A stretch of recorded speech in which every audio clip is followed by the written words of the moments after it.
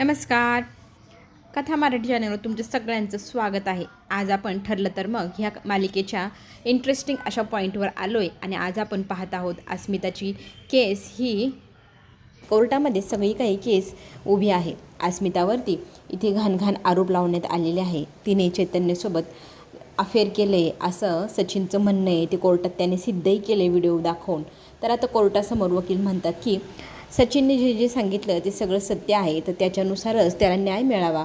आता न्यायाधीश हे सगळं काही ऐकत असतात. आता न्याय करण्या अगोदर काही गोष्टींची जाच पडताळणी करायला पाहिजे असं न्यायाधीशांचं म्हणणं असतं. तर न्यायाधीश म्हणतात की आता सगळे पुरावे सगळं काही माझ्या डोळ्यासमोर आहे, पण आता आपण थोडा वेळ घेऊया आणि पुढच्या तारखेवर नंतर मी तुम्हाला सांगेल की ह्या सगळ्या गोष्टींचा काय निकाल लागला आहे. तोपर्यंत हे कोर्ट तहकूब होत आहे असं न्यायाधीश सांगतात आणि न्यायाधीशांचा जो काही निर्णय असणार आहे तो पुढच्या हिअरिंगमध्ये सांगणार आहे. त्याच्यामुळे आत्ता तरी सगळ्यांसमोर प्रश्नचिन्ह आहे की न्याय काय मिळणार आणि कुणाला मिळणार. तशी तर केस एकदमच सरळ सचिनसाठी, कारण सचिनने सगळ्यांसमोर सगळे पुरावे दाखवून स्वतः इनोसंट आहे आणि अस्मिता कशी आहे हे सगळं सिद्ध केले. म्हणजे पोटगी न देताच एकदम साधं सिंपल पद्धतीने त्याला कोर्टाकडनं फारकत मिळणार असं त्याचं म्हणणं आहे. तो फार खुश आहे. तो आता अस्मिताला म्हणू लागला आहे की काही नाही ग, आता पुढे तुला काय वाटतं, तुझ्या बाजूने न्याय होईल, तुला भरगच्च पोटगी मिळेल, तू वाटतच पा, तुला काही मिळणार नाही. कारण कोर्टाने सगळं काही माझ्या बाजूने ऐकले, सगळे पुरावे माझ्या बाजूने, तर माझ्याच बाजूने निकाल हे लागणार. अर्जुनला आता इथे हे नवं लागतो. सचिन, मला वाटायचं तू खूप मोठा असा वकील आहे, सगळ्या गोष्टींना तू सगळ्यांना खूप घाबरवतो, पण काही नाही रे, तू तर माझ्यासमोर एकदम लेचापेचा ठरला आहे. अस्मिता मात्र म्हणू लागते की तू स्वतःला समजतोस काय रे, इतके घाणेरडे आरोप स्वतःच्या बायकोवर लावताना तुला थोडीशीही लाज वाटली नाही. तर अर्जुन म्हणतो की याच्याशी बोलण्यात काही अर्थच नाही. आता याची जी काही आता गोष्ट घडणार ती पुढच्या हिअरिंगमध्ये याला पाहायलाच मिळणार आहे. तर अर्जुनला म्हणतो तू मला काय दाखवणार आहे तारे, अरे साधी तू माझी उलट तपासणीही घेतलेली नाही, तुझ्यात तेवढाही दम नाही, वकील म्हणून तुला काय जमलं आहे का, काही नाही. त्याच्यामुळे आता जे काय होणार ते माझ्या बाजूने निकाल लागून होणार असं इथे स्पष्ट सचिन हसत बोलत असतो. त्याला तर आता 75 ते 80% स्वतःच केस जिंकलं आहे हेही फील व्हायला लागले. आता अर्जुन मात्र म्हणतो की आम्हाला एवढ्या हलक्यात घेऊ नको, अजून खूप वेळ आहे आमच्याकडे. तरी त्या सचिन म्हणतो तुमच्या सगळ्या सुभेदारांची वाट लावण्यासाठी मी इथे आलो आहे आणि ती मी चांगलीच लावली आहे, हे तर तू आत्ता पाहिलंच आहे. तर तू आता काय पुरावे आणणार आहे आणि काय सिद्ध करणार आहे मी पाहतोच. अर्जुन मात्र आता म्हणू लागतो अस्मिताताई याच्या बोलण्याकडे कशाकडे लक्ष देऊ नको आणि स्वतःचं मन तर अजिबातच दुखवून घेऊ नको, चल बरं निघ इथून. तर आता सचिन मात्र म्हणत असतो हां आता माझ्यासमोर तुम्ही हारताय तर इथून निघणारच ना, निघा. फक्त आता माझा विजय बघण्यासाठी पुढच्या हिअरिंगला तयार राहा, कारण तुमच्या सगळ्यांची एकदम पुरेपूर वाट मी लावलेली आहे आणि लावलेलीच आहे. त्याच्यामुळे तुमच्या बाजूने निकाल लागेल अशी अपेक्षाही तुम्ही करू नका. जेलमध्ये मात्र प्रिया फारच टेन्शनमध्ये आहे, कारण तिला काहीही करून घरी कल्पनापर्यंत निरोप पोचवायचा आहे. ती प्रेग्नेंट आहे, अश्विनच्या बाळाची आई होणार आहे. म्हणजे कसं, कल्पनाला जेव्हा कळेल ना की अश्विनचं बाळ ह्या जगात येणार आहे, तेव्हा ती इमोशनल होईल, ती मला भेटायला येईल, माझ्या बाळाला मला इथनं बाहेर काढण्याचा प्रयत्न करेल, असं सगळं तिला वाटत असतं. तिच्या मैत्रिणीला ती सगळं काही बोलवूनही दाखवत असते. तर तिची मैत्रीण म्हणते मी खूप वेळापासून तुझ्याकडे पाहते, ती 4 नंबरची कैदी आत्महत्या करण्याचा प्रयत्न केला म्हणून हॉस्पिटलमध्ये गेली आहे, तेव्हापासून तू काहीतरी विचारत आहे, तर तुझ्या मनात नक्की काय चाललं आहे मला सांग. तर तिची मैत्रिणी ती सांगते की बघ ना, मला पण काही करून ना माझ्या घरच्यांपर्यंत पोचायचं आहे, त्यांना निरोप पोचवायचा की मी प्रेग्नेंट आहे, ते मला भेटायला आले पाहिजे. इथं तर काही येईन अशी झाली आहे, ते मी कितीतरी कॉल केले, पत्र पाठवलं, पण पुढचा पर्याय फक्त आता हॉस्पिटलमध्ये जाणं, म्हणजे कशी ते माझ्यापर्यंत धावत पळत येतील. तिची मैत्रीण म्हणते अरे अच्छा, एवढ्यासाठी तू कधीचं टेन्शन घेऊन बसली आहेस काय, मला सांग ना, मी तुला बरोबर हॉस्पिटलमध्ये पोचवते. पण नक्की काय करशील ग तू, असाही प्रश्न आता प्रियासमोर उभा आहे. तर तिची मैत्रीण तिला कानामध्ये कुजबुजून सांगू लागते प्लॅन काय आहे तिची मैत्रिणीने सांगितलेला असतो. आणि तिची मैत्रीण आता तिला म्हणते तू अजिबात काळजी नको करू, तुला मी हॉस्पिटलमध्ये पोचवते, तुझे घरचे पण तिथे तुला भेटायला येतील अशी सोय करते बघ. आता मग ती उठते, आजूबाजूला ती सगळीकडे पाहू लागते कोणी आहे की नाही. कॉन्स्टेबल वगैरे त्यांचा चक्कर चालू असतो ना, तर कॉन्स्टेबलचं चक्कर चालू नाही आहे हे पाहिल्यानंतर तिची मैत्रीण काय करते, तो पाण्याचा मटका असतो ना तो उचलते आणि तो उचलून अलगदपणे खाली जमिनीवर फेकते. आता फेकल्यानंतर तो 2-4 तुकडे त्याचे झालेले असतात, तुटलेला असतो. आणि मग तिची मैत्रीण तिला सांगू लागते, हे बघ माझा प्लॅन मी सांगितला ना तसं आपण आता करूया. म्हणजे नक्की काय करूया, तर प्रियाचा हात ती घेते आणि त्या मडक्याच्या तुकड्याने कापवून घेते. आणि तो कापल्यानंतर तिची मैत्रीण तिला सांगते, फक्त ॲक्टिंग कर, जास्त नाही कापलेलं ना. तर ती म्हणते हो. आता इथे बेशुद्ध होण्याचं नाटक प्रिया करू लागते. आता इथे प्रियाची मैत्रीण जोरजोरात आरडाओरडा करू लागते, कॉन्स्टेबल लवकर या लवकर या. मग कॉन्स्टेबल त्या दिशेने जातात आणि पाहतात तर काय, प्रिया जमिनीवर पडलेली आहे, हाताला रक्त येते. तर इथे ती सुसाईड करण्याचा प्रयत्न केला आहे म्हणून तिची मैत्रिणी सांगू लागते. आता कॉन्स्टेबल लगेच तिला हॉस्पिटलला हलवतात, घरच्यांना निरोप देण्यासाठी कॉल करतात. आता इकडे काय आहे, घरी सगळेजण टेन्शनमध्ये असतात, सगळेजण कोर्टातून आलेले असतात. खरं तर कोणाला विश्वासच बसत नाही की सचिनसारखा व्यक्ती असं काहीतरी वागू शकतो इतका खालच्या लेवलला. आणि आपल्याला असं कसं जावई मिळालं ह्या गोष्टीचं दुःखही कल्पनाला वाटत असतं. आता इथे अर्जुन म्हणू लागला आहे की आई तू काळजी करू नको, त्याने इतके घाणेरडे आणि खोटे आरोप केले, इतक्या खोट्या गोष्टी त्याने तयार केल्या, ह्या गोष्टीवर माझा विश्वासच बसत नाही आहे. त्याच्यामुळे पुढे काय करावं ह्या गोष्टीसाठी मी आता थोडंसं थांबलो आहे. पण मी एक पाऊल मागं गेलो आहे तर मी ती धाव पुढे घेण्यासाठीच गेलो आहे ना. मी अस्मिताईला न्याय नक्की मिळवून देईल असं सगळ्यांना तो विश्वास दाखवत असतो. पण नक्की आता करायचं काय, एवढ्या खोटारड्या माणसाच्या खोटारड्या प्रश्नांसमोर आता काय उत्तर आणावं हेही प्रश्न तर आहेतच ना. तर अस्मिता म्हणते की मला त्या व्यक्तीबद्दल अजिबातच काही फिलिंग राहिलेली नाही. इतका घाणेरडा माणूस माझ्या आयुष्यात आलेला आहे, ह्या गोष्टीवर माझा विश्वासच बसत नाही. देवाकडे प्रार्थना करा मला ह्या व्यक्तीपासून लवकरात लवकर सुटकारा मिळू दे. इथे मात्र सायली म्हणत असते की अहो तुम्ही काहीतरी करा आणि त्या सचिनला चांगला धडा शिकवा. त्याने इतके खोटे नाटे आरोप लावले अस्मिताईवर, हे मला पण सहन झालेले नाही. इतके घाणेरडे, इतके खालचे लेवलचे. तितक्यात ना कल्पनाला कॉल येतो. सगळेजण म्हणू लागतात की कोणाचा आहे. तर कल्पना म्हणते माहीत नाही, अरे नंबर आहे. मग ती त्या कॉलवर ती बोलू लागते, तिकडचं बोलणं ऐकत असते आणि काय अशी जोरात हाक तिच्या तोंडातनं निघते आणि सगळेजण टेन्शनमध्ये येतात. अर्जुनला तर वाटतंय आता त्या जेलमधनं सतत ना प्रिया मम्मापर्यंत पोचण्याचा प्रयत्न करते, तिनेच काहीतरी निरोप पाठवला आहे बहुतेक मम्माला कळलं आज आता प्रिया प्रेग्नेंट आहे. आता काही खरं नाही. मग सगळेजण तिच्याजवळ जातात आणि काय झालं म्हणून विचारू लागतात, लवकर लवकर बोल ना मम्मा असं म्हणून अर्जुन आणि अश्विन तिला विचारू लागतात. अश्विनला काळजी वाटत असते, तू एवढी रडतेच काय, तुला काय निरोप आला आहे ते तरी सांग असं म्हणत सगळेजण तिला प्रश्न विचारू लागतात. आता इथे हंबरडा फोडत आपली कल्पना बोलू लागते, माझी मैत्रीण आहे ना, तिचा मुलगा तरुण 20 वर्षाचा, त्याचा ॲक्सिडेंट झाला आणि तो जागेवरच गेला आहे. ही गोष्ट कळल्यामुळे मला खूप धक्का बसला आहे. तर अश्विन म्हणतो चल मम्मा मी तुझ्यासोबत तुझ्या मैत्रिणीच्या घरी येतो. पण ती म्हणते नको, ह्यांना माझ्यासोबत पाठव आणि तू नको येऊ, आम्ही दोघं जाऊया माझ्या मैत्रिणीच्या घरी असं म्हणत आता इथे प्रतापरावांना फोन करून अश्विन बोलवतो आणि कल्पना त्यांच्यासोबत तिकडे सांत्वनाला गेलेली असते. आता सायलीला खरं तर टेन्शन आहे आपल्या नंदेचं म्हणजे अस्मिताचं. तिला ती विचारू लागते, तुम्हाला बरं वाटतंय ना, तू टेन्शनमध्ये तर नाही ना, तुला काय वाटते तू सांग, मन मोकळेपणाने माझ्याशी बोल. तर अस्मिता म्हणते की मी अजिबातच ढासळलेली नाही किंवा मी कमजोर पडलेली नाही, मी माझ्या मनाची तयारी ठेवली आहे, मी एकदम खंबीर आहे, खमकी आहे, माझ्या मुलासाठी मला आता जगायचं आहे. त्याच्यामुळे तू माझं टेन्शन घेऊ नको आणि त्या सचिनचा विचार मीही करत नाही, तूही करू नको असं सांगून ती आता इथे सायलीला सांगते की मी एकदम बरी आहे.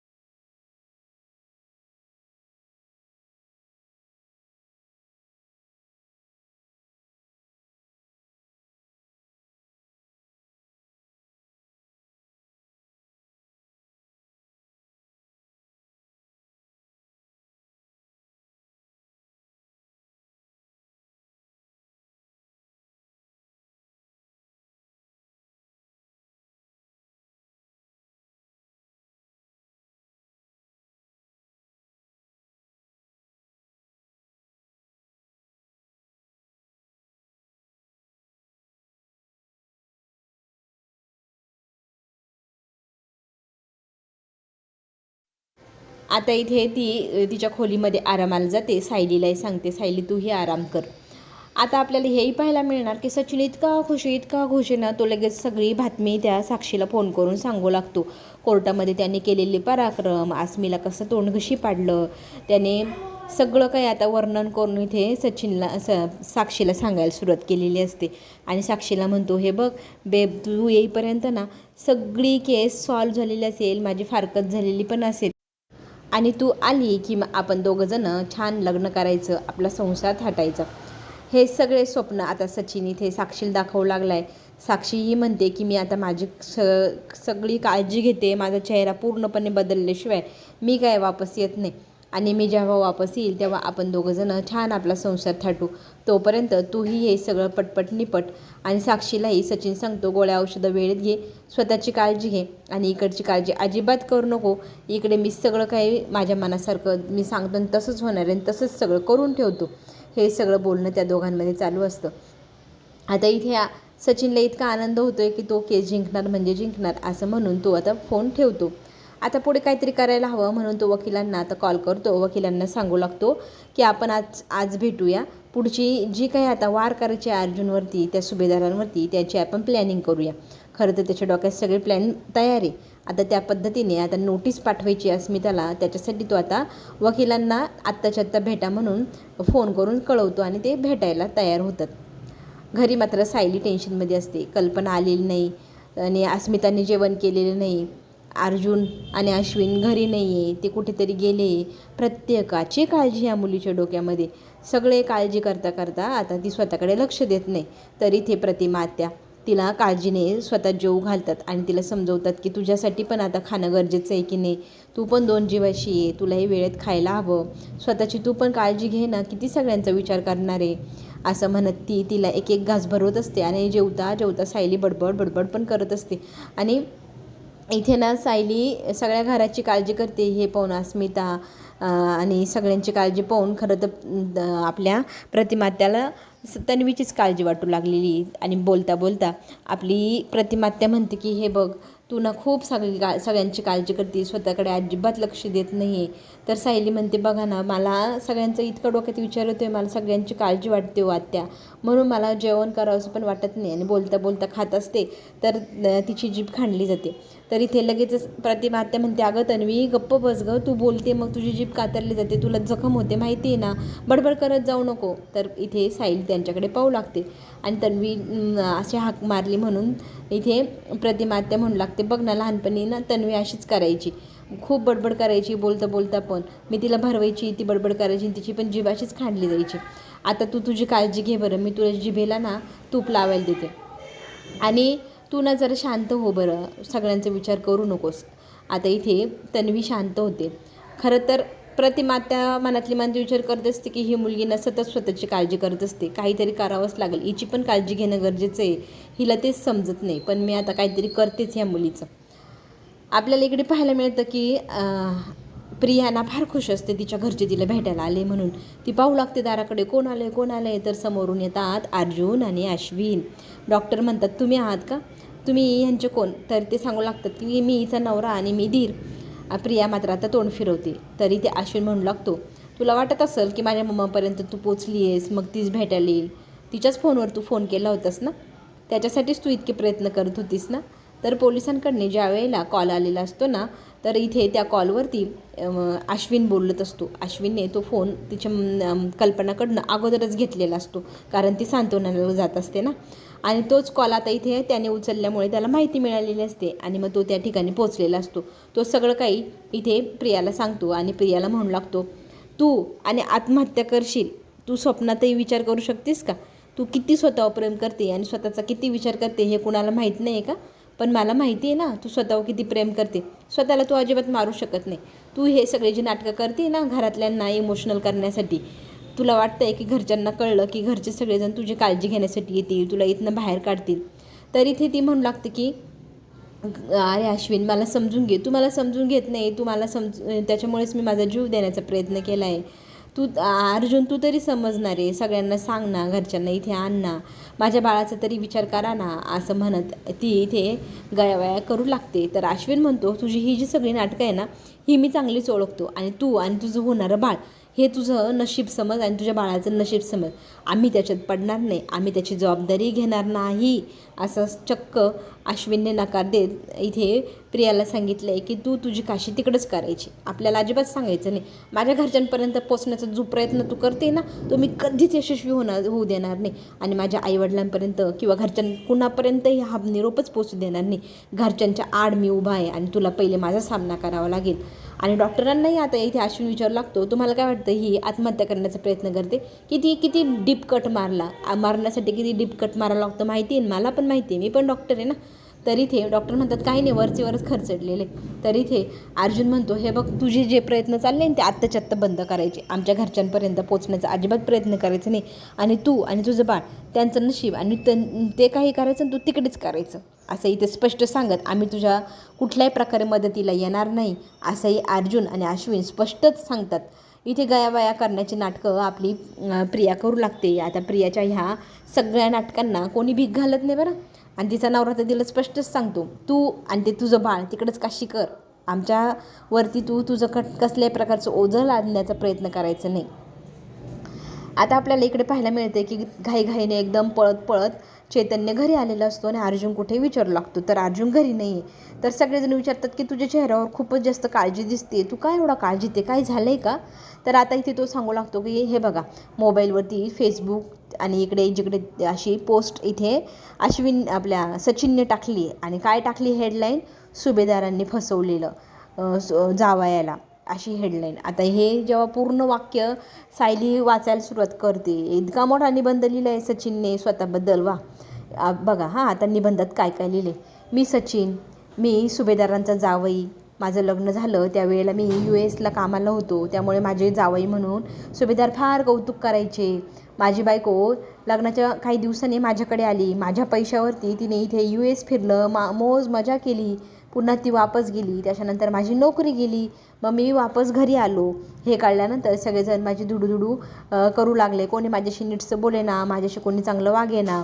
आणि त्याच्यानंतर माझ्या बायकोला मी पैसे द्यायचं बंद झाले, तर माझ्या बायको माझ्यावर चिडचिड राग करायला लागली. तिच्या घरचे पण तिला कान भरून सांगायला लागले की याच्यापासून दूर राहा, काही कामाचं राहिलेलं नाही, याच्याकडे पैसा अडका काही नाही आहे, तू स्वतःचे पैसे त्याला देऊ नको, कारण तिने एकदा दोनदा मला पैसे दिले होते, मला गरज होती म्हणून. हे सगळं तो आता निबंधासारखं लिहून काढलेलं त्यांनी फेसबुकवरती पोस्ट टाकलेली. आता हे सगळं पाहिल्यानंतर सगळ्यांना इतकं आश्चर्य वाटतं की हा माणूस किती नालायक आहे, सुभेदारांची बदनामी करण्याचं एकही चान्स सोडत नाही, स्वतः किती इनोसंट आहे. आणि सांगतो की सुभेदार मला माझ्या बायको आणि माझ्या मुलाला भेटू पण देत नाही, मला न्याय हवा आहे, असं म्हणत पोस्ट टाकली त्याने. हे सगळं पाहिल्यानंतर सगळ्यांचा संताप होतो, तळपायाच्या आग मस्तकाला गेलेली प्रत्येकाची. आता इथे सायली अर्जुनला म्हणू लागते की हे बघा, हा जो मूर्ख माणूस सांगत आहे ना की त्याला किती सुभेदारांनी त्रास दिला आहे आणि काय काय केले, तर याला आता सगळं व्याजासकट परत करण्याची वेळ आलेली. आता ह्या माणसाला चांगला धडा शिकवायचा आहे. तुम्ही एक चांगले वकील तर तुम्ही आहातच, पण आता भाऊ म्हणून तुमच्या बहिणीला न्याय मिळवून द्यायचा. आता इथे अर्जुनने कोर्टामध्ये सगळ्यांसमोर सिद्ध केले की अस्मिताने नव्हे तर सचिनने स्वतःच त्याच्या आईवडिलांना वृद्धाश्रमात नेऊन टाकले. आणि हे सगळं कसं सिद्ध करायचं म्हणून कोर्टात काही प्रश्नांची उत्तरं आता अर्जुनला पण विचारली जातात. तर अर्जुन आता इथे साक्ष द्यायला बोलवत आहेत सचिनच्या आई आणि वडिलांना. त्यांनी तिथे येऊन सगळी बाजीच पलटून टाकली. सचिनचा सगळा खोटारडेपणा त्याच्या आईवडिलांमुळे सगळ्या कोर्टासमोर सिद्ध झाला आणि न्याय मिळाला आहे आपल्या अस्मिताला. चला पुढील भागामध्ये आपल्याला पाहायला मिळणार आहे. आता इथे ना एक टेप रेकॉर्डिंग सापडली आहे जी लहानपणी तन्वीची होती. लहानपणी त्याच्यामध्ये तन्वी शुभंकरोती म्हणायची. तर शुभंकरोती तिच्या बोबड्या आवाजात ऐकताना प्रतिमा त्या इमोशनल होतात. एकदम भावूक झालेली आई मग तिच्यासमोर बोलू लागते की माझी बोबडी बोलणारी तन्वी बघ ना कशी शुभंकरोती म्हणते. मग ती सायली पण मन लावून ऐकू लागते आणि कळत नकळतपणे सायलीला ती लहानपणची दृश्य दिसू लागतात आणि ती स्वतः त्या ठिकाणी आहे हे तिला जाणवतं. म्हणजे आता आपल्याला पाहायला मिळणार आहे की अस्तित्व आपल्या सायलीचं काय आहे हे तिला आठवणार का आणि खरी तन्वी तीच आहे हे तिला जाणवणार का. चला तर मग पुढे काय होणार पाहण्यासाठी आपण चॅनलला नक्की लाईक करा, सबस्क्राईब करायला विसरू नका, म्हणजे पुढे येणारे व्हिडिओ नक्कीच तुमच्यापर्यंत पोहोचेल. आपण पुन्हा भेटूया, तोपर्यंत घेऊ छोटीशी विश्रांती. धन्यवाद.